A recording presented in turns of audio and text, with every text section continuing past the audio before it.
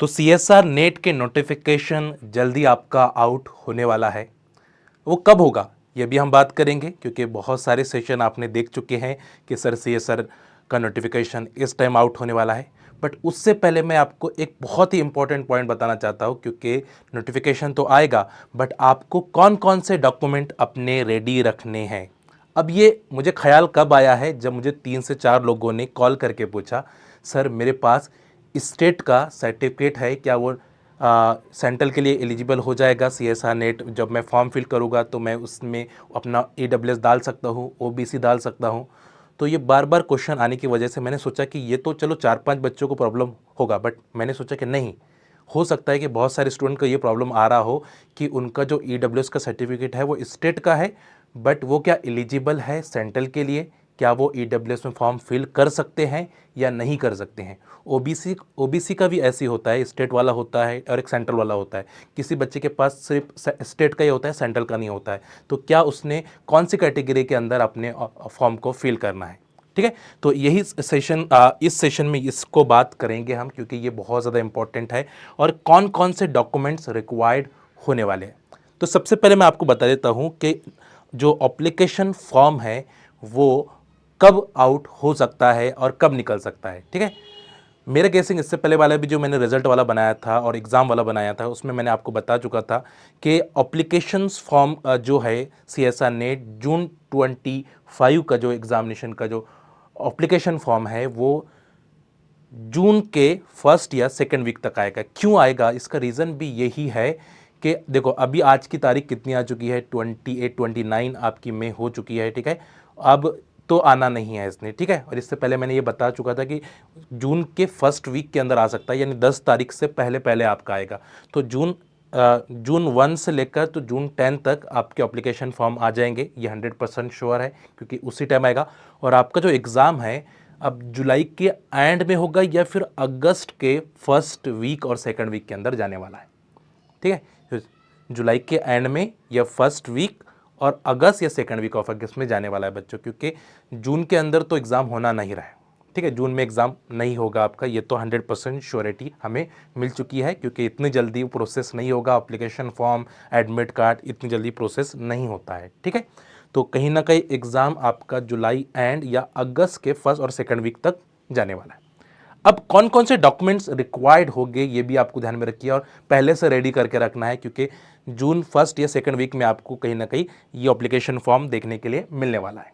ठीक है, तो सबसे पहले अगर आप इस चैनल पर नए हैं तो चैनल को सब्सक्राइब कर दें, नदीम सर के इस चैनल को ज़रूर सब्सक्राइब करें। ठीक है, पीरियोडिक पाठशाला बाय नदीम सर। ठीक है, सेकंड आ जाते हैं documents required for the registration and application process.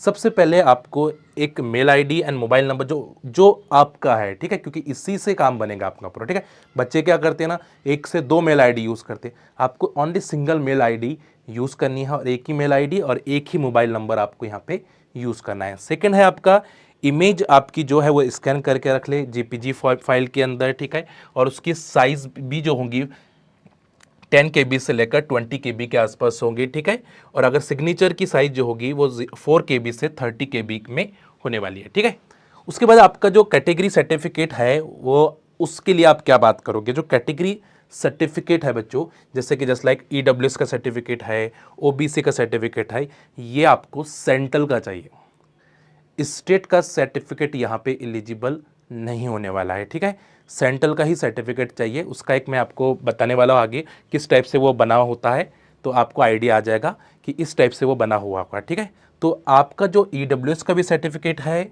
चाहे वो OBC का सर्टिफिकेट है, आपका सेंट्रल का ही होना चाहिए। ठीक है, स्टेट का है तो आपको कहीं ना कहीं फिर जनरल कैटेगरी के अंदर उसको फिल करना पड़ेगा। ठीक है, उसको आप स्टेट में कन्वर्ट कर लो। ठीक है, हो जाता है, अगर ऑब्वियसली स्टेट का बना हुआ है तो वो सेंट्रल में कन्वर्ट हो जाता है। ठीक है, तो EWS का जो सर्टिफिकेट है वो कहीं ना कहीं आपका क्या होना चाहिए, सेंट्रल का ही होना चाहिए। ठीक है, और जो भी सर्टिफिकेट जो भी जिसके लिए भी आप अप्लाई करोगे, PWD है, फिजिकली चैलेंज है, तो उसके सर्टिफिकेट आपके पास होने चाहिए। ऐसे कैटेगरी में है उसके सर्टिफिकेट आपके पास होने चाहिए। ठीक है, तो सर्टिफिकेट होने चाहिए।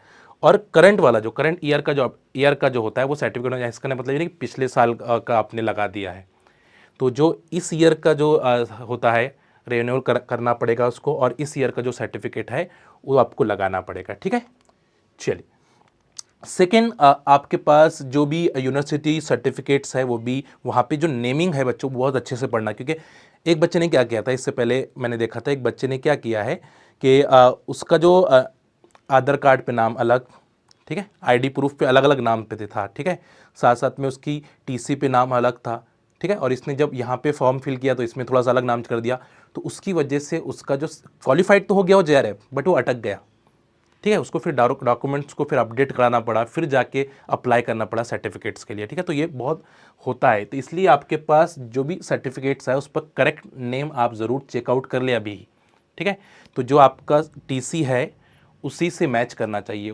आईडी प्रूफ भी आपका मैच करना चाहिए, ऐसा नहीं कि आईडी प्रूफ पे आपका अलग नाम दिख रहा है ना, अलग स्पेलिंग दिख रहा है और यहाँ पे, तो ये भी ध्यान में रखिए। आइडेंटिफिकेशंस बैंक पासबुक हो सकती है या फिर आप आधार कार्ड नंबर ले सकते हैं, उसके साथ वोटर आईडी भी होगी और एनी गवर्नमेंट आईडी आप यूज़ करेंगे यहाँ पे एप्लीकेशन फॉर्म के अंदर। क्वालिफिकेशन डिग्री जो होगी लास्ट सेमेस्टर की आपकी लगेंगी, अगर आप एमएससी के अंदर हो, ठीक है, एमएससी क्वालिफाइड हो चुका है तो लास्ट सेमेस्टर का आपके लगेगी।